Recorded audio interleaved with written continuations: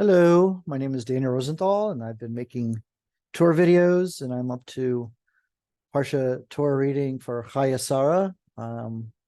I had recorded most of these 2 years ago, 3 years ago, and also last year. So I'm trying to pick up where I left off. And the last Torah video I did was on Parsha Vayeira. It says, now we're on to Parsha Chaya Sarah. And I'm just going to read it in English and follow my normal pattern of kind of just saying how I feel or what I think as I'm reading each verse, as if I was reading it the first time. So it's not the first time I've read this book, these verses, but I'm going to try and do my best to get in the mindset as somebody reading it for the first time. And the life of Sarah was 100 years, 20 years, and 7 years. These are the years of the life of Sarah. Now, if you just jumped into the Torah or the Bible, and you read these verses with no previous knowledge, how would you know who she was? Maybe you would know maybe from culture references. You'd be maybe familiar with the name. There's many people, millions of people probably been named Sarah. What's interesting is that it says 100 years, 20 years, and 7 years. So again, if you're reading these verses, you would think that's a strange way of writing somebody's age, even for the Bible. And you would be correct, because all the commentators, all the people who've written on the Torah previously mention that this is actually supposed to make you ask questions. And the Torah in general, as I've said multiple times over the other videos, is like, and Rashi and other commentators state, the Torah is like literally crying out to be commented on. Now, so there's like three parts to her life. She lived 100 years, she lived 20 years, and she lived 7 years. And I guess one would have to look into what the traditional commentators have to say about that. But basically, each one of these sections, it was perfect. Like she was a perfect person for 7 years, and 20 years, and 100 years. And that's the whole life. So basically, she was perfect her whole life. Or she had let's say, a holy life for those years. And Sarah died in Kiryat Arba, which is Hebron. Most people can look on where Hebron is on a map. It's in Israel, in the land of Canaan.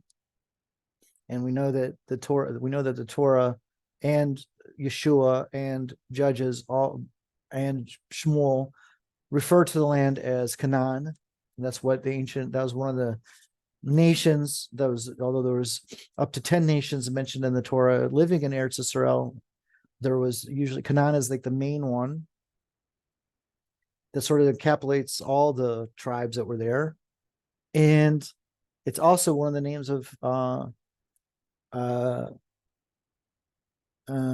Noah's sons, grandsons. And Chayei and Ephron came to eulogize Sarah and to bewail her. So we give a hesped, which means like a eulogy when somebody passes away. And Abraham arose from before his dead, and he spoke to the sons of Heth. So these are different people than the Canaanites. This is a different tribe, like a sub-tribe. I am a stranger and an inhabitant with you. So I'm like a foreign resident. So like, I guess he had like some sort of green card, so he had like some sort of work visa to be there in Israel. Like he's admitting that he's not from Israel, but he's not from Canaan. Give me burial property with you so I may bury my dead before me. So he needs the people who live in the area to give him the rights of burial. And the sons of Heth answered Abraham, saying to him, listen to us, my Lord. You are Prince of God in our midst. So whoever these people were, they really knew of Abraham, and they saw him as a prince, Elohim. It says Elohim, which would be like the aspect of God, which is the God of judgment, strict judgment. None of us will withhold his grave from you to bury your dead. And Abraham arose So he gets up and then he prostrated himself to the people of the land, to the sons of Heth. So he did bow down to this. So he got up from being sad and he bows down to them. And he spoke with them saying, if it is your will that I bury my dead from before me, listen to me and entreat me to Ephron, the son of Zohar. So there's somebody super important who controls the plot that he wants, that he may give me the Machpelah, which is a double cave, which belongs to him, which is at the end of this field, for a full price. Let him give it to me in your midst for burial property. So he wants to do this in public, obviously, and he also wants to buy it from the actual owner, which, why does he need to name who the actual owner is? So everybody knows who he's talking about, but wouldn't everybody know who the actual owner is? And he can only buy it from the actual owner. But anyhow, there was actual ownership, private property in the times of the story. And everybody had to recognize, and it had to be known in public, like we do now in the newspapers. It's transactions are noted, at least in the U.S. newspapers. Now, Ephron was sitting in the midst of his sons of Heth and Ephron. So Ephron he's a Hittite. So he's not the same as the other people. Ephron the Hittite answered Avram in the hearing of his sons of Heth.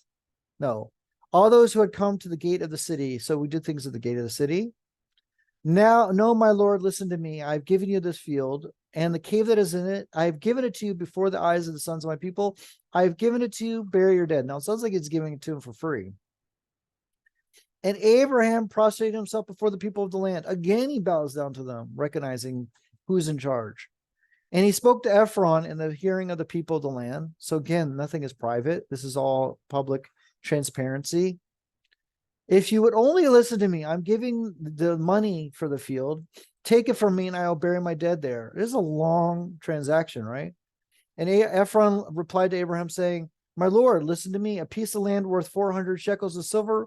What is it between me and you? Bury your dead. So now we know what the price is, right? So before it sounded like he was willing to give it for free, but now that he sees that Abraham's really wants this property, he actually wants money for it. So it's not really, he never really was going to give it to him for free. I don't think anybody should think that was ever going to happen.